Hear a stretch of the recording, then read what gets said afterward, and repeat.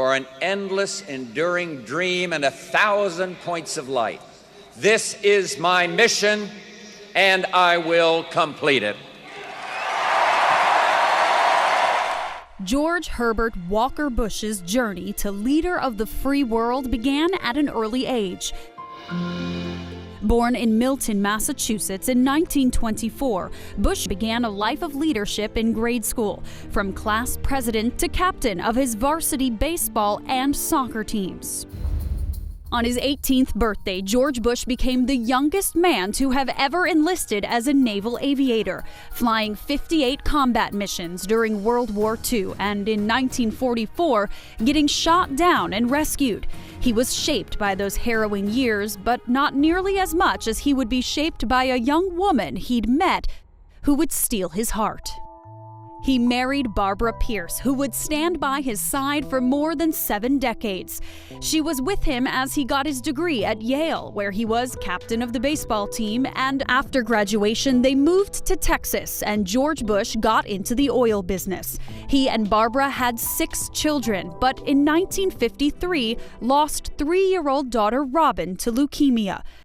In 1966, George Bush made his way to Washington as a congressman, and over the coming decade would become ambassador to the United Nations, chairman of the Republican National Committee, envoy to China, and head of the Central Intelligence Agency.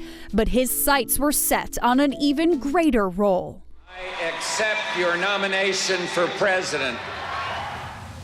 But soon Bush threw his support behind Ronald Reagan and in turn became his running mate.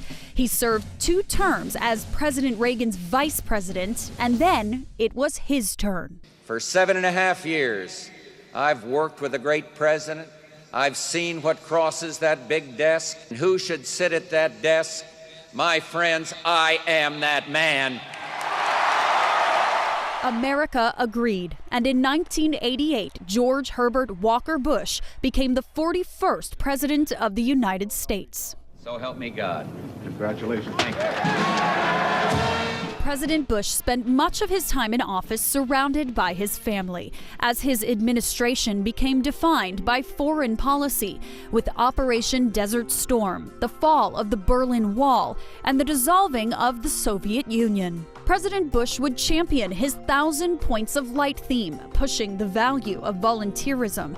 Among his noted domestic policies was the Americans with Disabilities Act of 1990. Let the shameful wall of exclusion finally come tumbling down. Yet an unfulfilled promise from the campaign trail. Read my lips.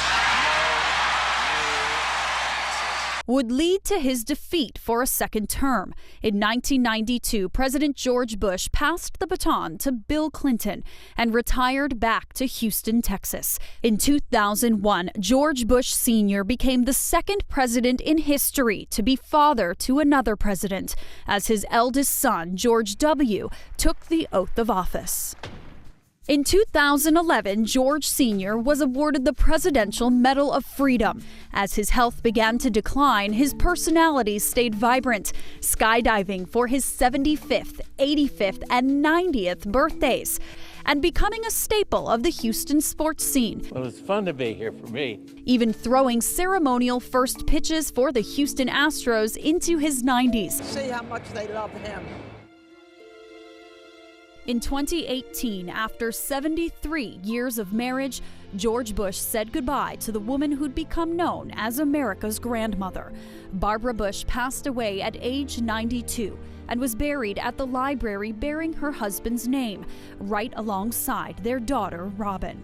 Now George will lay beside his wife and daughter. Remember that it is right and proper that a nation's leader take an interest in the nation's character. As his legacy lives on in his 5 children, 17 grandchildren, 8 great-grandchildren, and his storied life of dedication to love, to family, and his country. Thank you.